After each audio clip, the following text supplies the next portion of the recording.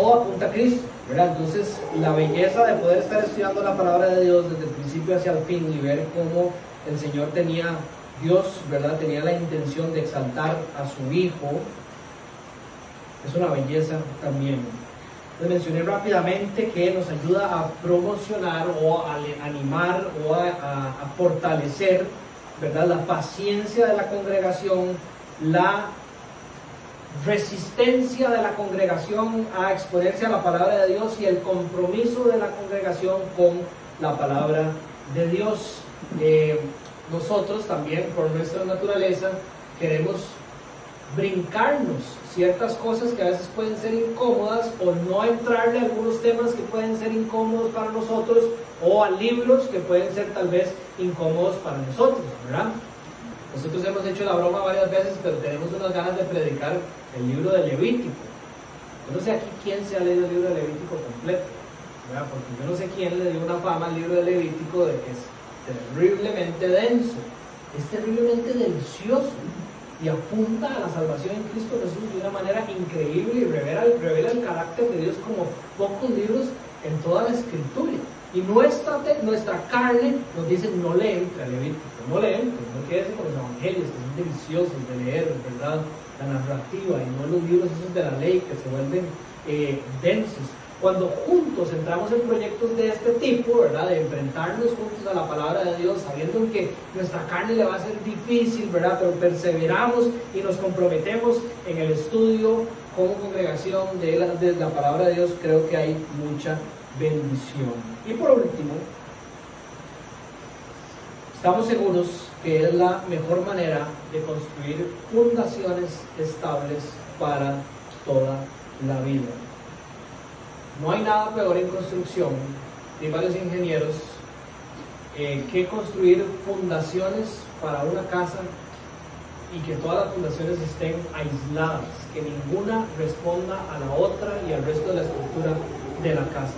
Muchas veces, cuando las personas estudian versículos de forma separada, fuera de su contexto y fuera de su libro, a mí me parece que pasa mucho eso.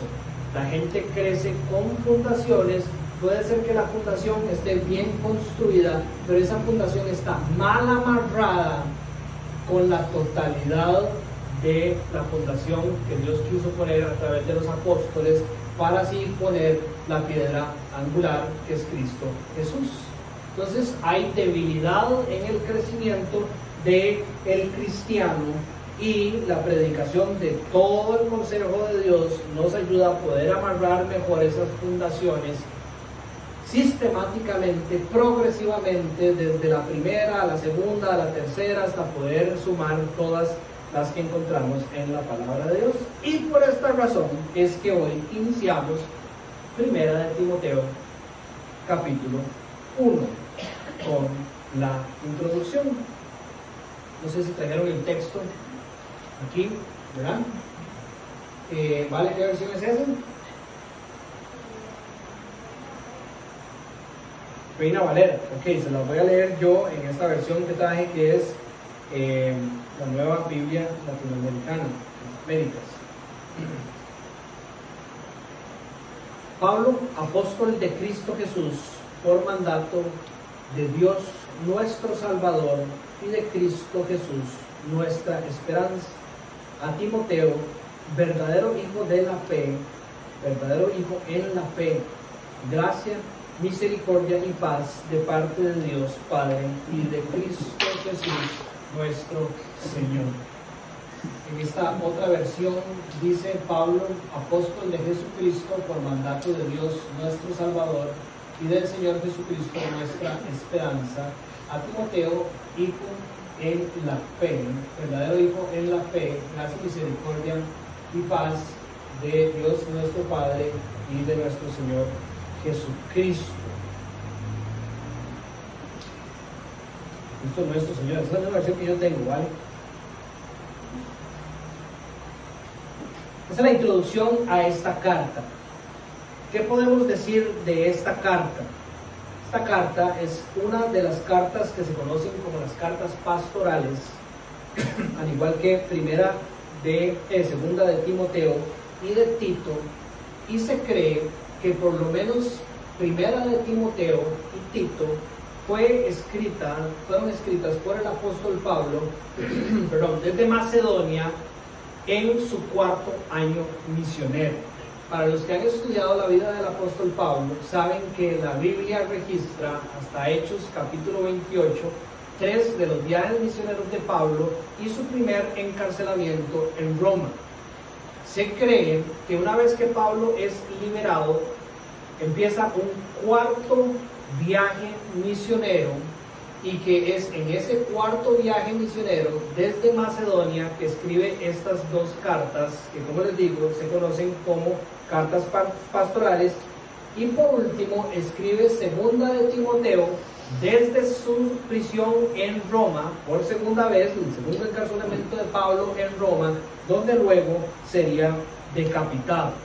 Si ustedes estudian Segunda de Timoteo, encontrarán el tono de despedida que tiene esa carta, a diferencia de estas otras 2 cartas escritas unos años antes. La mayoría de los teólogos creen que esta carta probablemente fue escrita entre el año 63, 64, 65, después de que Pablo fue liberado de su encarcelamiento en Roma en 62, probablemente 63, y antes de ser ejecutado por Nerón en el año 67, 68, según los registros históricos, según Eusebio, un historiador que escribe 400 años después de Cristo, y que se la escribe a Timoteo en el primer momento en que Timoteo hace ministerio solo, para que Timoteo vaya a velar por las iglesias, siendo un representante del apóstol Pablo en las diferentes iglesias en las cuales es enviado a cumplir su labor. Sobre la naturaleza de la carta, como les decía, es una carta pastoral. Este nombre se le empieza a dar a estas cartas después de 1700, y como estudié y estoy de hecho también de acuerdo, tal vez no es el mejor nombre, porque la iglesia ha entendido por este nombre que son cartas dirigidas a los pastores, son cartas dirigidas a el liderazgo de la iglesia, y no es así. Estas cartas fueron escritas por el apóstol Pablo para Tito y Timoteo, y ellos eran los encargados de llevarlas a las iglesias donde ya habían pastores, ancianos y todo un cuerpo eclesiástico, y su tarea era velar porque esto que Dios revelaba se cumpliera para ser la iglesia de Dios. Entonces, no es que Timoteo y Tito hayan sido los pastores de todas las iglesias en las que estuvieron. Ellos simplemente eran los enviados, en este caso como representantes del apóstol Pablo, como ya mencioné, para dirigir a las congregaciones según lo que Dios revelaba a su pueblo. Entonces, tal vez el nombre no es el más adecuado, y más bien algún otro nombre podría darle más apertura a estas cartas para que la iglesia las abrace y las aplique a su realidad. Entre los temas generales, vamos a estar estudiando sobre lo que es la falsa doctrina y lo que es la verdadera doctrina, instrucciones con respecto a lo que es la iglesia, sobre los falsos maestros, sobre los verdaderos maestros, sobre la responsabilidad de los líderes de la iglesia, de los pastores, ancianos, diáconos, y sobre las características de los verdaderos hombres y las mujeres de Dios. Como siempre, es nuestra tarea de todos nosotros estar leyendo la carta durante nuestro tiempo de serie aquí, ¿verdad? Ustedes lean la carta durante la semana completa para que así vayan absorbiendo el contenido y les sea más fácil pasearse en la carta cuando la estamos predicando y estudiando aquí en la iglesia. Esta es una clásica carta del tiempo de Cristo, una clásica carta también del Nuevo Testamento. Tiene su introducción, su cuerpo y su cierre, y hoy vamos a estudiar la clásica introducción de las cartas, principalmente del apóstol Pablo. Estas cartas incluyen, número 1, quién es el autor de esta carta. El autor aquí es revelado es el apóstol Pablo, ¿verdad? Él es el que escribe y la tradición de la iglesia así lo afirma, ¿verdad? Hay personas que han dicho en la historia que dudan sobre si Pablo era verdaderamente el autor de esta carta por el lenguaje que se utiliza y la estructura tan rígida que Pablo expresa hacia la iglesia. Si ustedes leen otras cartas de Pablo, como por ejemplo Gálatas, se van a dar cuenta que el énfasis que Pablo busca en la iglesia es el estar en el espíritu, ¿verdad? Y que en cartas como Primera de Timoteo y Segunda de Timoteo y Tito hay una estructura que no parece ser la normal en las cartas del apóstol Pablo. Además del lenguaje que se utiliza, es un lenguaje muchísimo más avanzado o más maduro, ¿verdad? Que difiere un poco de las otras cartas. Pero la mayoría de los estudiosos dicen que esto no se puede sostener. Que número uno, hay un testimonio de la iglesia primitiva que afirma que Pablo era el autor. Es decir, estamos hablando de que los padres de la iglesia, después de los apóstoles, afirmaban que esta carta verdaderamente había sido escrita por Pablo, y cuando ellos dicen eso, estamos hablando de que en estas iglesias había alguien que estuvo con el apóstol Pablo cuando él entró a Roma, o cuando él estaba en Macedonia, o cuando él estaba aquí o allá. Es decir, no es como que estaban adivinando. Verdaderamente las personas conocieron al apóstol Pablo, y la tradición de la iglesia respalda que verdaderamente él era el autor. Él es un apóstol de Cristo, como él mismo se describe en la introducción. El término apóstol no es un término que debería estar prohibido dentro de la jerga de los cristianos, dentro del vocabulario de los cristianos, pero sí es importante hacer una diferencia entre lo que es un apóstol, que un apóstol al final de cuentas es simplemente una persona que ha sido enviado a hacer algo. Es decir, si yo mando a Ben a una congregación cristiana de parte de la iglesia Casa Vida a bendecirlos con cosas, por decirles algo, él es un enviado, y una palabra podría ser también un apóstol de la iglesia Casa Vida, enviado a hacer algo. No está mal, obviamente el término ha sido bastante mal utilizado en la iglesia de nuestros días, porque lo han utilizado para darle algún tipo de autoridad especial, ¿verdad?, a los pastores o los obispos en diferentes campos o áreas de la iglesia. Esto definitivamente no debería de ser así.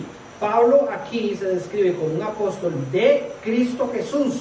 Los apóstoles de Cristo Jesús eran los que Cristo había escogido, y los que después, o bueno, el que después es escogido con la muerte de Judas en Hechos capítulo 1. Y cuando se escoge al nuevo apóstol que reemplazaría a Judas, y se dan las características de cómo o qué necesitaba tener una persona para ser un apóstol, se habla de que tenía que haber caminado con Cristo Jesús de alguna manera especial en su ministerio y haber sido testigo de la resurrección de Cristo. La historia dice, y por el testimonio de Pablo también en sus cartas, que Pablo tuvo una revelación diferente, especial, de parte de Cristo Jesús en su formación.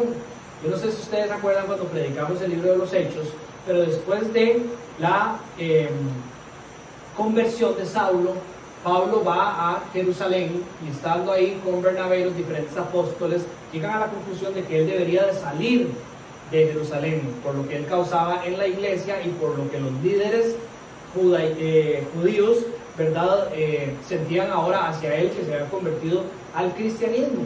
Y se cree que durante ese año Pablo pasa alejado aproximadamente unos 3 años, donde él recibe lo que también describe en la Biblia cuando hace una visita al tercer cielo y demás en Corintios, ¿verdad?, revelación y un trato, se podría decir, íntimo de parte del Señor Jesucristo, y es formado para su ministerio de manera especial.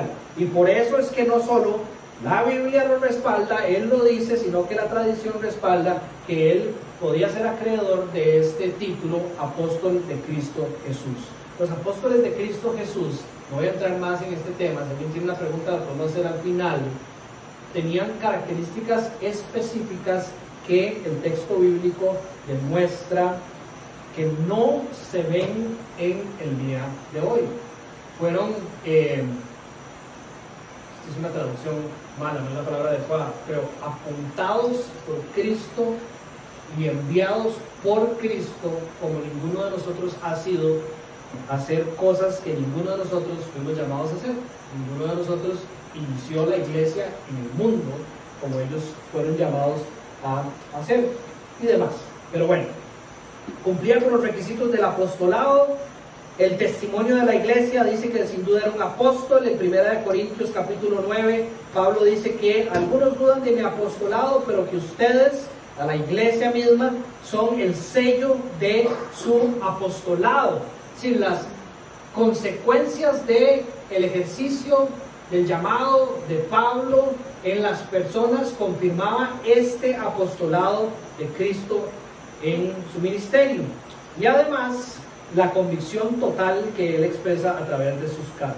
Yo soy Pablo, dice en Gálatas capítulo 1, apóstol, no de parte de hombres ni mediante hombre alguno, sino por medio de Jesucristo y de Dios el Padre, que lo resucitó entre los muertos. Y pongan atención a la manera en que él redacta estas introducciones a las diferentes cartas. En Romanos, Pablo, siervo de Cristo Jesús, llamado a ser apóstol, apartado para el Evangelio de Dios. Ese es un apóstol, alguien que ha sido apartado para el Evangelio de Dios por Cristo Jesús, como bien revela él en el libro de los Hechos en diferentes partes, su llamado por parte de Cristo. 1 Corintios 1, 2 Corintios 1, Efesios 1, Pablo, llamado a ser apóstol de Jesucristo por la voluntad de Dios. Su apostolado es claro, él es un representante de Cristo por un mandato divino. Y así continúa la introducción de la carta de hoy. Por mandato de Dios nuestro Salvador y de Cristo nuestra esperanza. A mí me encanta la manera en que Pablo escoge sus palabras por inspiración divina en sus diferentes introducciones para presentar no solo sus credenciales a la hora de escribir, sino a quien él representa. Esta es una de las pocas veces, muy pocas veces, en las que Pablo construye la oración de esta manera. Por mandato de Dios nuestro Salvador y de Cristo nuestra esperanza. Dios nuestro Salvador. Todos nosotros estamos acostumbrados a escuchar en el Nuevo Testamento que la salvación viene por medio de Cristo, que Cristo es nuestro Salvador, ¿correcto? Aquí Pablo escoge decir Dios nuestro Salvador y Cristo nuestra esperanza. ¿De quién está hablando Pablo? Pablo está hablando de este Dios creador, bueno, perfecto, como bien mencionó Cherpe ahora al principio, que estudiamos en Santiago. Es el autor, Dios es el autor de la salvación del pueblo en todos los tiempos y ahora Salvador del mundo por la esperanza que nosotros depositamos en Cristo Jesús por medio de la fe.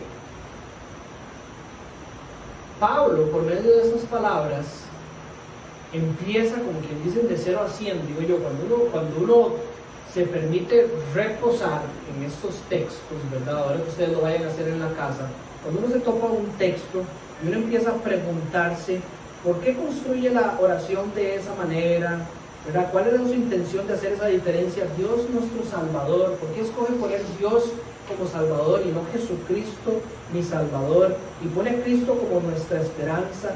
¿Cuál es la intención que tenía detrás de todo eso? A mí, digamos, me revela temas doctrinales de alta profundidad, como por ejemplo la Trinidad ante los ojos de Pablo. El entendimiento de que es Dios el autor y creador de la salvación, ¿verdad? Es el mismo Dios del Antiguo Testamento, el que salvó a su pueblo, el que promete la salvación y la redención de su pueblo a través de Adán, después a través de Noé, después a través de Abraham, después a través de Moisés, después a través de David, después a través de los profetas. Ese era el Dios salvador del pueblo. Y es hasta que nosotros llegamos a la era del Nuevo Testamento donde Cristo, la segunda persona de la Trinidad, es revelada como el Mesías, aquel que vendría a ser el verbo, ¿verdad? La materialización del plan de salvación de Dios para con nosotros, que nosotros identificamos que dentro de ese Dios trino hay una segunda persona que viene a morir por nosotros, que es Cristo Jesús. Pero Pablo lo describe como nuestra esperanza, porque en el fondo es en Él donde nosotros depositamos la fe para que se cumpla esto que Dios ha venido revelando por todos los tiempos. Ese es el Dios, dice Pablo, que me está mandando a escribirte, Timoteo, y por el cual viene la autoridad para que vayas a hacer lo que te estoy encomendando. El Dios salvador es el que después, como vamos a ver, nos da la teología, la doctrina y las instrucciones sobre todas las cosas que ya mencioné al principio, para ir y corregir lo que estaba sucediendo en las iglesias y construir, ¿verdad?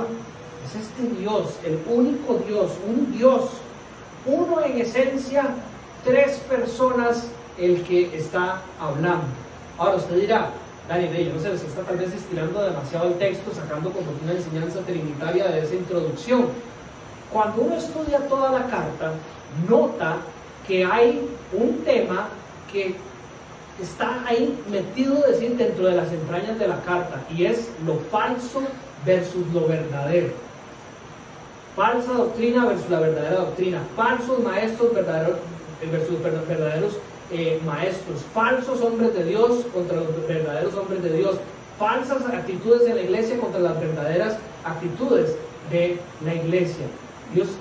Pablo quiere hacer un énfasis de que este que está hablando por medio de él es el único Dios de toda la Biblia, y enviado también por mandato de este Cristo, que es el único Salvador, esa segunda persona de la Trinidad. Y obviamente no está incluido en esta introducción, pero sabemos que la tercera persona es el Espíritu Santo, el cual es el que obra la regeneración en nosotros y la santificación en nosotros para poder llevar a cabo esto que se nos pide a través de la carta. Cristo, nuestra esperanza. Escribe a Cristo como nuestra esperanza. Nunca se me va a olvidar, y por eso lo apunté aquí, la primera vez que estudié la definición de la palabra esperanza, según como la estudiaban, según como la entendían estos que escuchaban la palabra de Dios en el tiempo de Cristo. Para nosotros es como algo que puede ser o que no puede ser, ¿verdad? En el lenguaje, digamos, costarricense.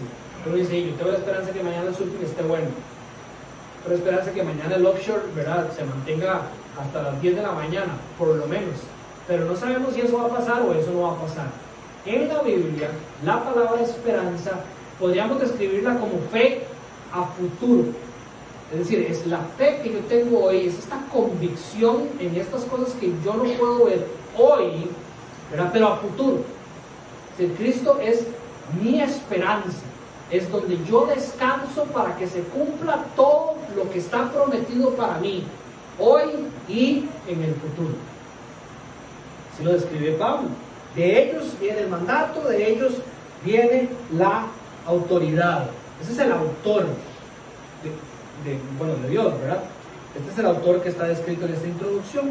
¿Para quién va esta carta? Para Timoteo. Dice a Timoteo, verdadero hijo en la fe, o como está descrito en 2 de Timoteo, capítulo 2, también a Timoteo, mi hijo amado. Aquí utiliza las palabras verdadero hijo en la fe.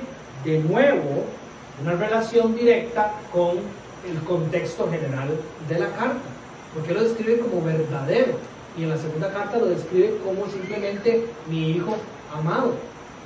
El problema de las iglesias a las cuales Pablo les está escribiendo en esta carta era la falsedad, ¿verdad? No había clara distinción dentro de las personas que estaban dentro de la iglesia sobre quién era verdadero y quién era falso.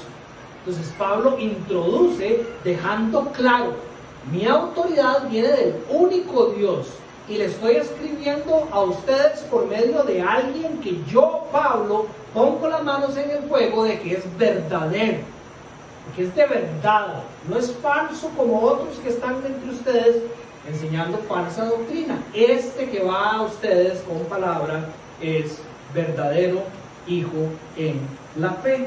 Y eso obviamente también, la palabra hijo demuestra una cercanía sin igual entre Pablo y Timoteo. La Biblia nos habla un poco más de quién era Timoteo. Describe en Hechos capítulo 16 que Pablo llega a Derbe y a Listra, y allí estaba cierto discípulo llamado Timoteo. Cierto discípulo. Cuando Pablo llega en su segundo viaje a este área, ya Timoteo era un discípulo. El testimonio bíblico apunta a dos cosas. Número uno, de que era discípulo de Cristo Jesús por las enseñanzas de su abuela y de su madre, como vamos a estudiar ahora, pero también se cree que puede haber sido una consecuencia del primer viaje misionero del apóstol Pablo, o que por lo menos en ese punto se reforzó quién era él como creyente. Dice, hijo de una mujer judía creyente, pero de padre griego, del cual hablaban elogiosamente los hermanos que estaban en Listra y en Iconio. Y así hablaban de Timoteo en las iglesias de esa región. Pablo quiso que éste fuera con él y lo tomó y lo circuncidó por causa de los judíos que habían en aquellas regiones, porque todos sabían que su padre era griego. Un detalle nada más, porque Pablo circuncida a Timoteo, pero no circuncida a Tito. Las iglesias que fueron alcanzadas en los viajes de Pablo, recuerden, muchas veces empezaban por sinagogas, ¿verdad? Y como Timoteo era alguien conocido en la región, por su testimonio, la gente sabía que su padre era griego y su mamá era judía. Si usted no era un judío, no podía entrar en las sinagogas como Pablo hizo en sus viajes misioneros. Lo circuncidó para que de esa manera no hubiera piedra de tropiezo para alcanzar a los judíos y a los gentiles. También en el caso de Tito fue diferente.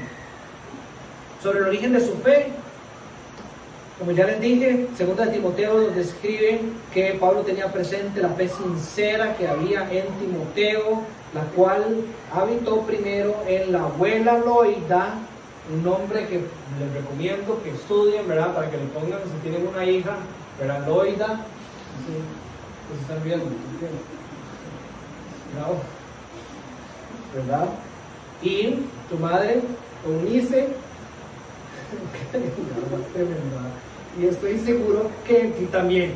Habla muy bien de la fe de Timoteo.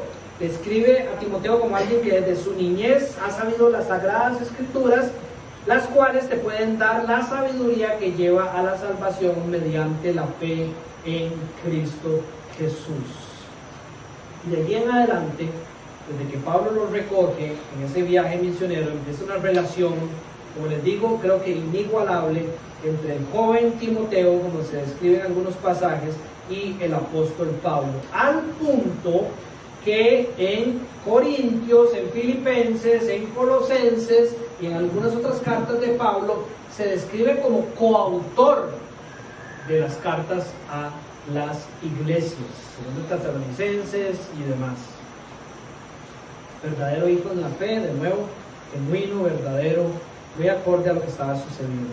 Y como toda introducción de carta, venía con algunas palabras introductorias de buenos deseos. Y aquí también acampé un rato meditando en por qué escoger estas palabras. Pablo, gracia, misericordia y paz de parte de Dios Padre y de Cristo Jesús, nuestro Señor. De nuevo, Dios, ahora Padre, Cristo Jesús, nuestro Señor, demuestra el entendimiento trinitario de Pablo, pero además gracia, misericordia y paz. La gracia, según definición, es ese regalo que nosotros no merecíamos. Según lo entendían los griegos en ese momento, era algo que se necesitaba de un agente externo para poderlo alcanzar, porque uno era inútil de poder alcanzarlo. Pablo dice, la gracia de Dios sea con ustedes. Por lo que Cristo ha hecho, ustedes disfrutan de ese regalo que no merecían. Y conforme yo pensaba en la definición de gracia, y hagan ustedes el ejercicio, cuando uno piensa en la gracia de Dios, y después en la misericordia de Dios, uno simplemente se empieza a hacer chiquitito,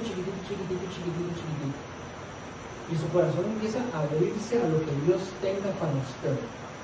Usted empieza a entender de que usted no es nadie, que la vida que usted tiene verdaderamente es un regalo, y que esa vida fue dada por Dios con un propósito, por el precio pagado por Cristo en la cruz cuando dio su vida por usted. Usted recibe ese regalo que no merecía, y además recibe misericordia. La misericordia, en definición estricta, es que usted no recibe lo que merece. Nosotros merecíamos la muerte eterna, no la estamos recibiendo. Por gracia recibimos vida, por misericordia no recibimos lo que merecemos. Y todo eso a través de ¿quién? Dios el Padre y nuestro Señor Cristo Jesús. Y cuando pensamos en la gracia y la misericordia, hay paz en nuestra vida.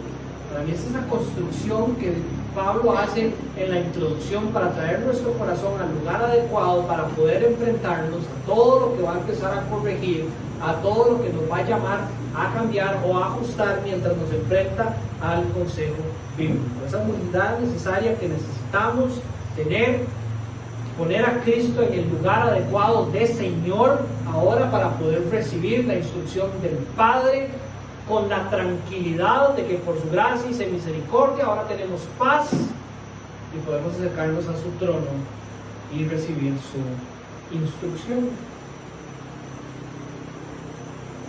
Para terminar, un par de aplicaciones o un par de aplicaciones que nos deberíamos de llevar el día de hoy para meditar mientras empezamos el estudio de esta carta. Primera de Timoteo viene siendo un manual cristiano. Al final de cuentas, cuando ustedes lo lean, veanlo con estos ojos. Un manual cristiano para un carácter, una doctrina y una conducta correcta en la iglesia.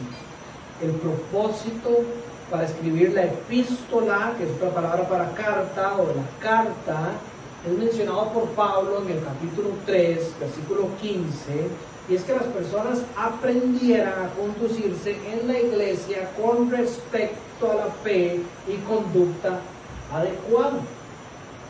Vamos a aprender verdaderamente a través de esta carta a cómo ser grandes hombres de Dios ante los ojos de Dios, cómo esta iglesia es la iglesia que Dios quería verdaderamente aquí en la tierra, corregir nuestra conducta inadecuada y acercarnos cada vez más a los caminos adecuados de Dios. Todos los principios que vamos a estudiar en la carta de Timoteo son aplicables al comportamiento de la iglesia de hoy. Si usted dividiera la carta de Timoteo en secciones, encontraría el saludo, que es lo que estamos estudiando hoy.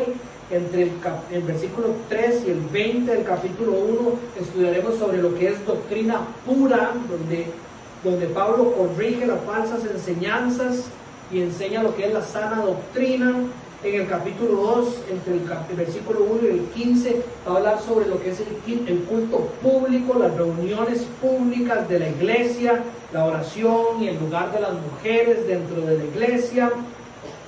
El capítulo 3, entre el versículo 1 y 16, sobre los líderes en potencia o en formación, y las calificaciones espirituales para los obispos, pastores, ancianos, en la misma palabra, y los diáconos, los hombres que están al servicio de la iglesia.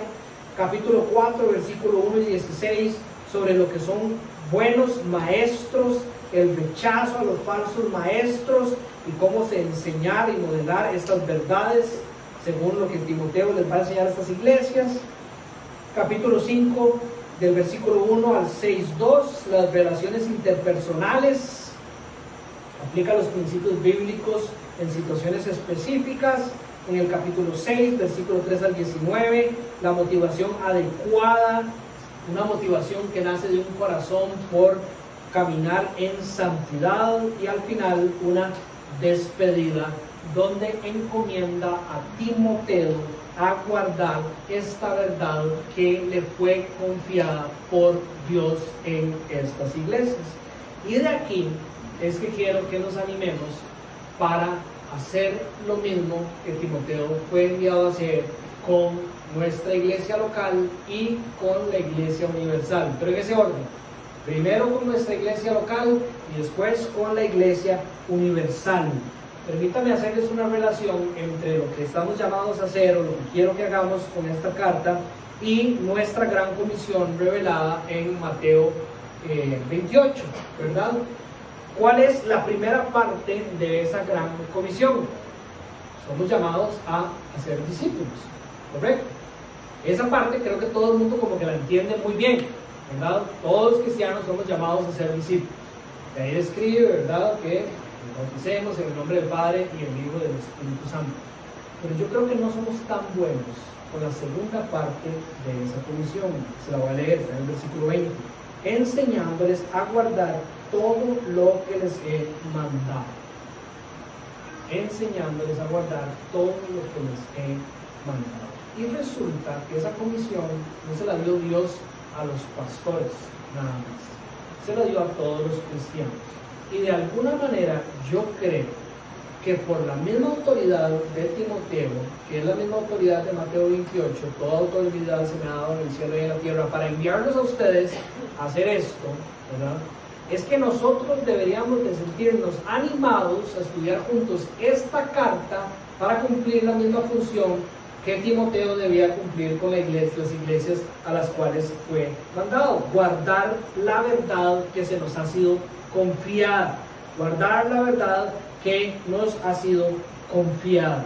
Nosotros como iglesia queremos crecer en el entendimiento de lo que es la verdad de Dios a través de su palabra para la voluntad de la iglesia y juntos enseñarnos esta verdad y velar porque caminemos en esta verdad. La gran comisión no es simplemente toparse a alguien en la calle, hablarle de Jesucristo, bautizarlo y mandarlo a que camine y viva su vida solo.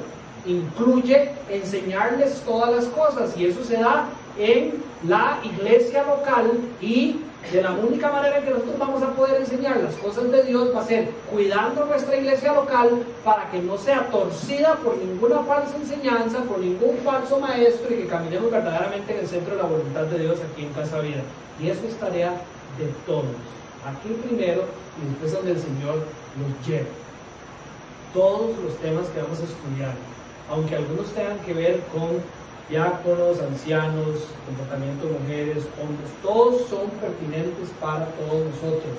Todos nos van a ayudar a crecer de una manera sana en el rumbo en que Dios quiere que crezca Casa Vida Luzara, y que después, como hombres de Dios, enviados con la autoridad de Cristo, podamos levantar nuestra voz en amor en cualquier lugar en que Dios nos lleve y podamos decir: esto es lo que Dios quiere para su pueblo. Y esta es la verdad, y aquí es donde debemos permanecer. ¿Está bien?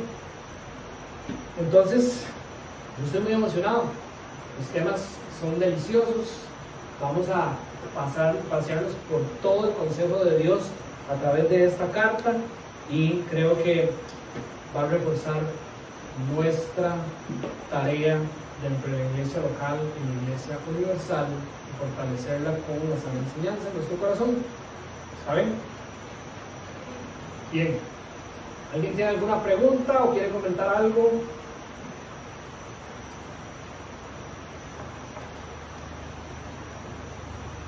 ¿Vamos?